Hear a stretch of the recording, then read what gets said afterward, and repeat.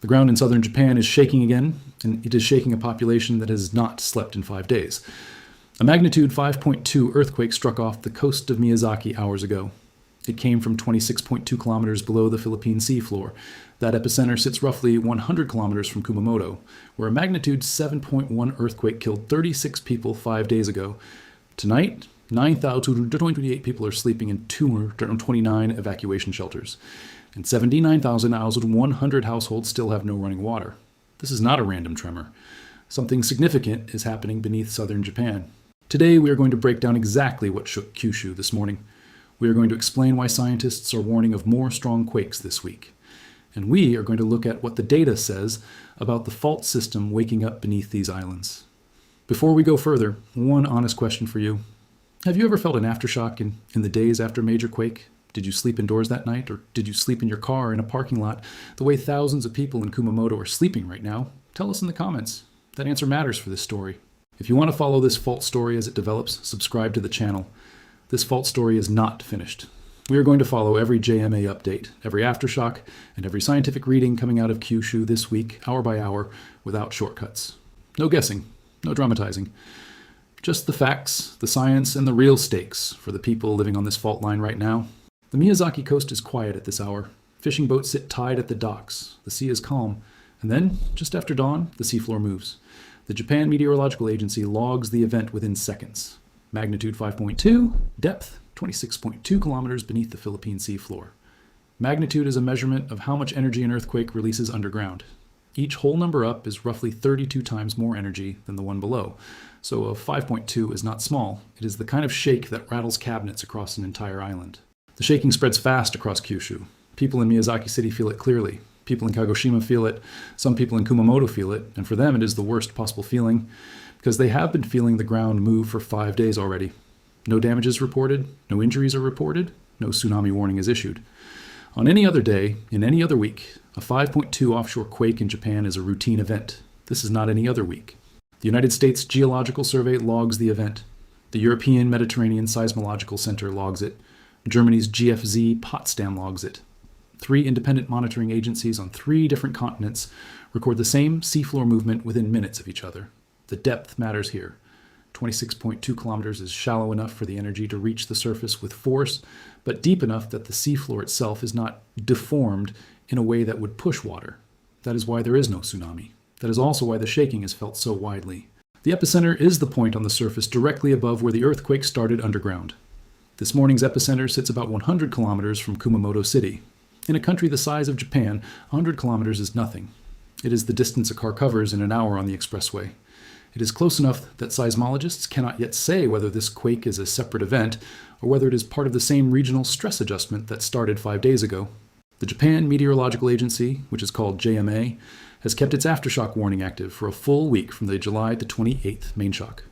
An aftershock is a smaller earthquake that follows the main one. It happens because the ground is still adjusting to the break. The 5.2 this morning sits inside that warning window, and it sits inside a bigger pattern. On August 1st, a separate magnitude 5.5 quake hit near Hachinohe in northern Japan, confirmed by CGTN. Different fault, different island, same country. Seismic activity across Japan has been notable this year, with multiple significant earthquakes striking different regions and different fault systems. A 5.2 offshore quake on its own is a small news item. In the context of what is happening beneath Kyushu this week, it is a data point that seismologists at JMA are watching very closely, because the reason this morning's tremor is frightening is not the tremor itself. It is what happened 5 days earlier, 100 kilometers to the north. 5 days before the seafloor moved off Miyazaki, the ground broke somewhere else. It is July 28th, late afternoon. A woman in Uki City is standing in her kitchen when the floor drops out from under her feet. The furniture lifts off the ground. A refrigerator slides across the room. Plates fly out of cabinets before the cabinets themselves come down. This is what Shindo 7 feels like. The Shindo scale is Japan's own measurement of how hard the ground actually shakes at a specific place. It runs from 0 to 7. Shindo 7 is the top of the scale. It means you cannot stand up, furniture is thrown into the air, and reinforced concrete walls can fall. The Japan Meteorological Agency logs the main shock at magnitude 7.1. The United States Geological Survey logs it at magnitude 6.8. The difference is normal. The two agencies use slightly different formulas. Both agree on what matters. This is the first earthquake to register Shindo 7, the highest level on Japan's intensity scale, since the Noto Peninsula disaster in 2024. The depth is first reported at about 10 kilometers by JMA. It is later revised to 16 kilometers in a provisional update. The USGS independently records it at 10 kilometers. Either way, this is very shallow for a quake this size. Depth is how far below the surface the earthquake starts. Shallower quakes shake harder at the top. 10 kilometers is very shallow for a quake this size. That is why the shaking is so violent. Shindo 7 registers in two places: Uki City, Hikawa Town.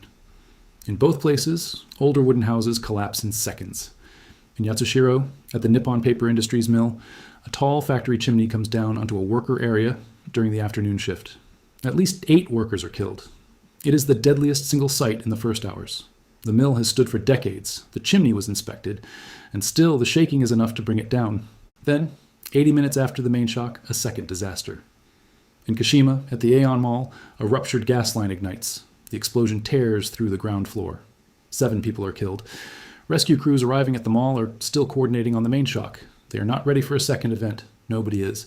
A hospital in Uki City loses power at the moment the main shock hits. Backup generators fail seconds later.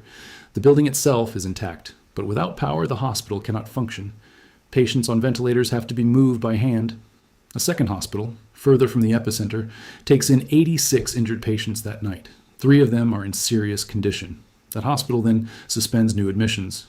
There is no room left. Across Kumamoto and neighboring prefectures, 134 people are injured. 6 are in serious condition. The death toll rises through the first day and stabilizes at 36 by August 1st. 20 dead in Yatsushiro, most from the mill. 7 dead in Kashima from the mall explosion. 4 dead in Hikawa. 2 dead in Uki. 1 dead in Kosa. Since the main shock, more than 259 aftershocks have been recorded. The strongest measures, 5.6. Every one of them is felt by people who are already awake, already outside, already sleeping in cars because they do not trust their houses to hold. The United States Geological Survey issues its highest level red alert for this earthquake. A red alert means the agency expects extensive damage and significant casualties, and that international disaster response may be needed. A red alert means the agency expects extensive damage and significant casualties, and that international disaster response may be needed. By dawn on July 28th, Kumamoto Prefecture looks like a photograph from a different decade. The mill is smoking. The mall is a black shell. The hospital is dark. And in the towns just outside the city, the ground is still moving. The damage above ground is only half the story. The other half is under it. But before we get to what the fault is doing, we have to look at what the fault has already done to the towns that surround it. A street in Hikawa Town, mid-morning. A wooden house sits on its side in a rice field. The roof is intact. The walls are intact. The entire structure is simply tipped over as if a giant hand pushed it. A neighbor stands in the road in front of it. She has not moved in 20 minutes. Behind her, another house has done the same thing. And another. In Hikawa alone, more than 800 homes are damaged out of about 4,500 total. The town has a population of roughly 10,000 people. Almost 1 in every 5 houses is affected. Across Kyushu, 179 homes are fully destroyed. 240 more are partially destroyed. In Kumamoto Prefecture alone, another 1,021 homes are damaged in ways that make them unsafe to enter. In Fukuoka, 100 kilometers to the north, another 8 homes are damaged just from the reach of the shaking. As of Saturday, August 2nd, 9,028 people are living in 229 evacuation shelters. Many more are sleeping in their cars. In the first hours after the main shock, 222,250 people were placed under formal evacuation orders across 3 cities and 3 towns. Another 92,743 people were placed under emergency safety instructions, which is a stronger warning that tells people to move immediately. 79,100 households have no running water on August 1st. The MLIT, which is Japan's Ministry of Land, Infrastructure, Transport, and Tourism, reports the peak outage reached 84,000 households across Kumamoto and Nagasaki. Some areas may wait months for full repair because the water mains themselves have broken underground. On the same day, 4,540 households have no electricity. Power is restored to most of them within 48 hours. Water is much harder.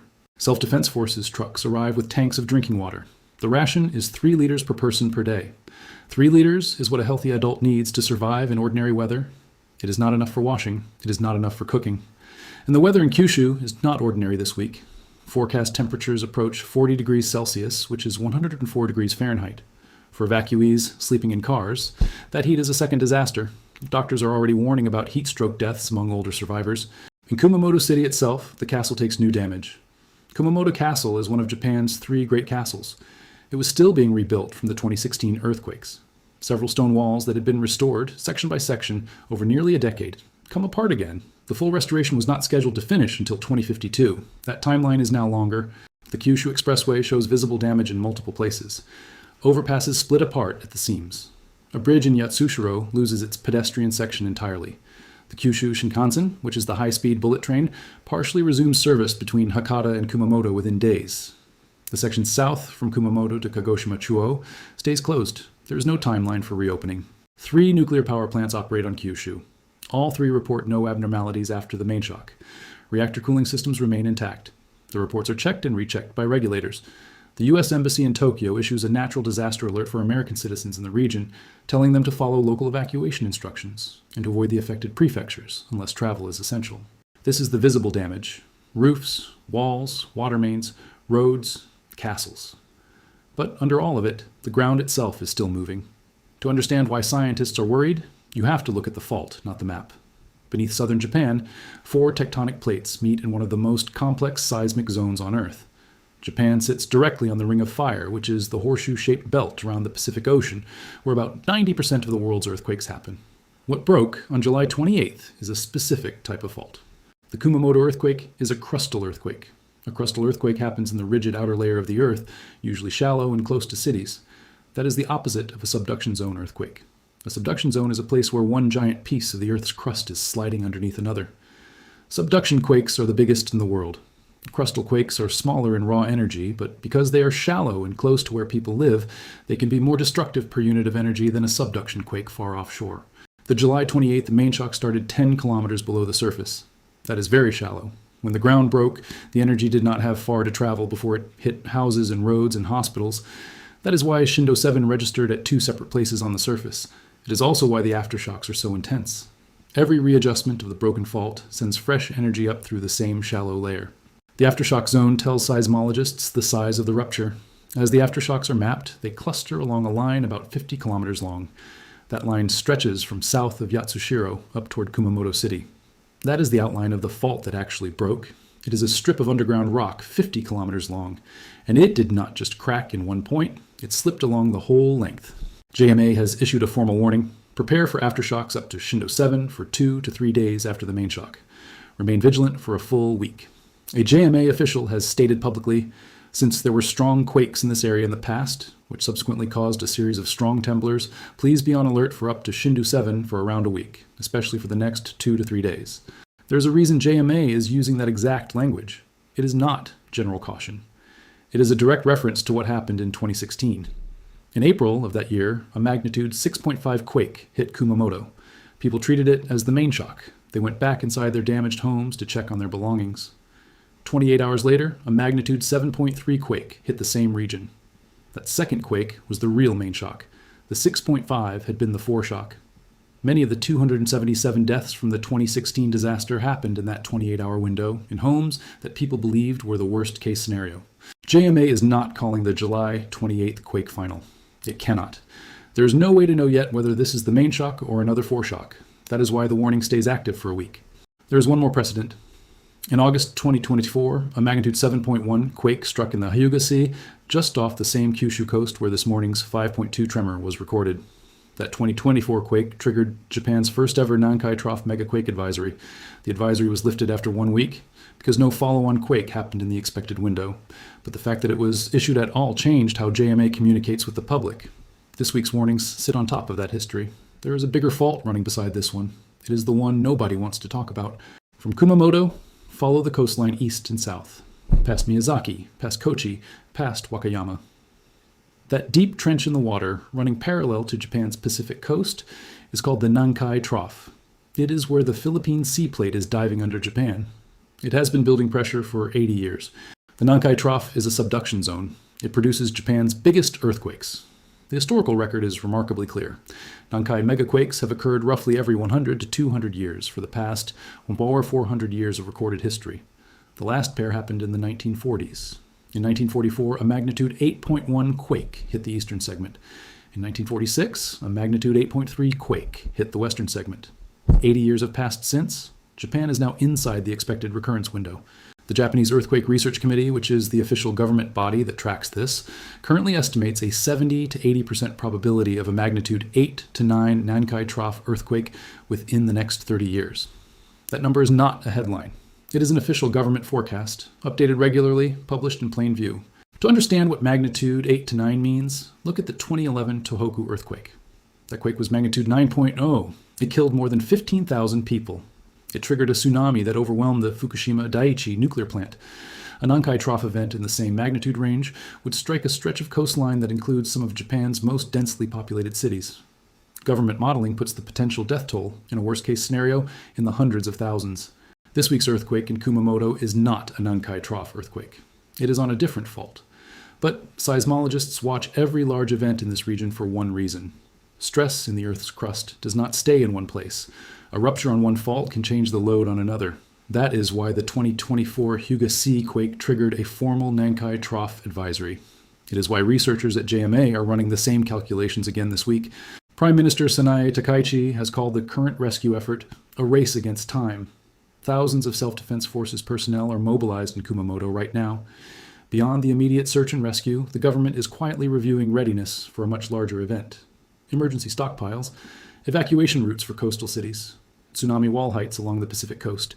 None of this is being announced as a Nankai Trough response. But the timing is not coincidental. For the people in Kumamoto sleeping in shelters tonight, the Nankai Trough is not the immediate danger. The immediate danger is another 5.6 aftershock hitting a house that already has cracks in its walls. But for Japan as a country, the two conversations are happening at the same table. This week, everyone is looking at Kyushu. Next month, or next year, or 10 years from now, the conversation moves to Shikoku and to the Pacific coast of Honshu. The comparison that matters is not to 2011, or to Noto. It is to Kumamoto itself 10 years ago. In April 2016, magnitude 7.3 hit the same prefecture. 277 people died. 50 of those deaths were direct, from collapsed buildings and immediate injuries. 218 were disaster-related, from heat stroke and untreated illness and stress in the weeks that followed. 5 more died from heavy rains that hit the damaged region soon after. 8,000 homes were destroyed. 44,000 people were evacuated at the peak. This week, in the same prefecture, from a comparable magnitude quake, 36 people have died so far. 179 homes are fully destroyed. 9,228 people are in shelters. The contrast is not that this earthquake is smaller. In raw energy, it is close to the 2016 event. The contrast is what Japan did in the 10 years between them. Building codes tightened. Older wooden homes were retrofitted with steel bracing. Evacuation systems were rewritten. The nationwide earthquake early warning system, which sends an alert to every phone in the country seconds before the shaking arrives, was upgraded. Self-defense forces mobilization plans were rehearsed and rehearsed and rehearsed. The lower death toll is not luck. It is the visible result of 10 years of quiet work. But the story is not finished. In 2016, of the 297 total deaths, only 50 happened in the first days. The other 218 emerged over the weeks and months that followed. From heat stroke, from stress, from delayed medical care, from displaced older residents whose bodies could not adjust to shelter life. That count for this week's earthquake has not started yet. With 40 degrees Celsius heat forecast, with 3 liters of water per person per day, with 9,228 people still in shelters, the disaster-related count is the number that will move next. Preparation is not luck. It is the quiet infrastructure that separates 36 deaths from 277. Japan has spent 10 years building that infrastructure between 2 earthquakes on the same fault. The question that faces the rest of the world is simpler and harder. What are we building between ours? So one last question for you. This one is not rhetorical. Does your country run earthquake drills? Are your building codes retrofitted for seismic activity? Does your phone give you an early warning if the ground is about to move? And when was the last time, before a disaster was already on your television, that you thought about any of it? Tell us in the comments. Read what other people write. That thread is going to matter. Subscribe to the channel because we are following every JMA reading, every aftershock, and every step of Kumamoto's recovery this week. And send this video to one person you know who lives somewhere the ground moves.